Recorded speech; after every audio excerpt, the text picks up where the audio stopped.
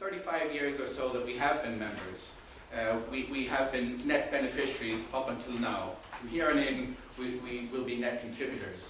We've received something like 60 billion euros, the equivalent of, into our economy.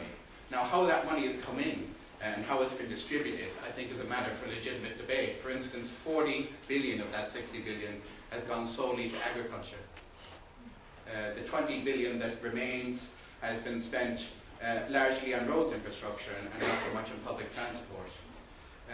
We've had some benefits in terms of education with things like the Erasmus program. But the fact that the money came in, that we were beneficiaries, I think is something that we should think long and hard about as well. The arguments about the treaty itself, I'd now like to address. Joe started off by talking about the European Defence Agency. And I share those criticisms. It's a body that I don't like, I don't want to see come into being, I don't want to see operating effectively.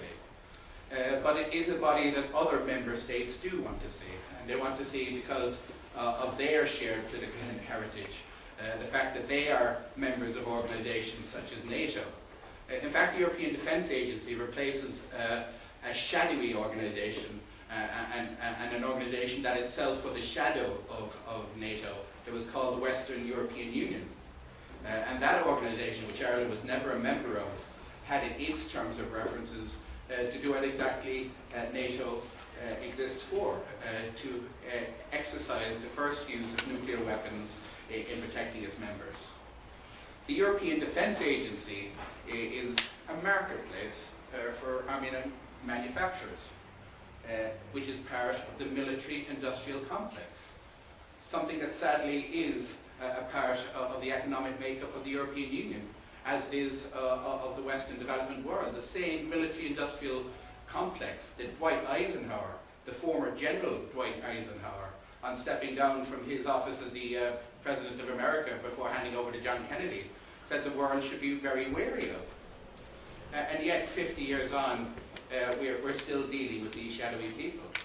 Is the best way to say that we're somehow moral superior and we will just not ignore their existence? I say it isn't. I say it is to get structures together that make them operating as ineffectively as possible. Now, whether we should have any role to play with the European Defence Agency, I think is a political question. Denmark, for instance, has chosen not to.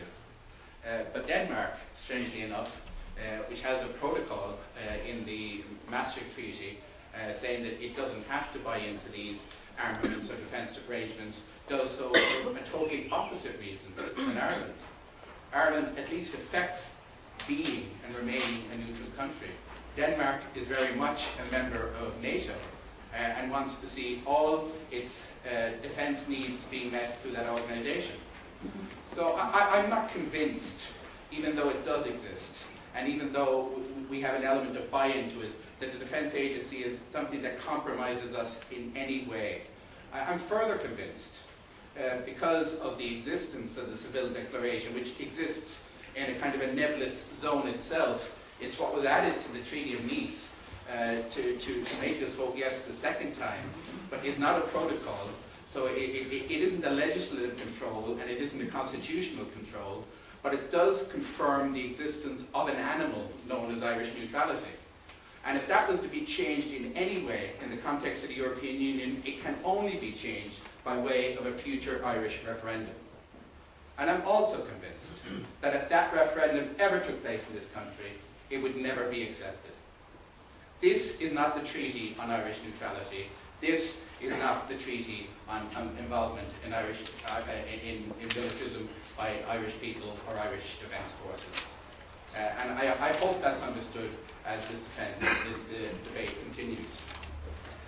In relation to social policy, which Joe talked about at the end of the speech, there's no doubt that the European Court of Justice has tended towards, in the past, giving a more advantageous understanding towards the commercial needs of European business than it does the individual rights of European workers.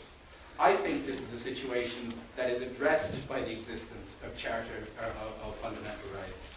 It's because the European Union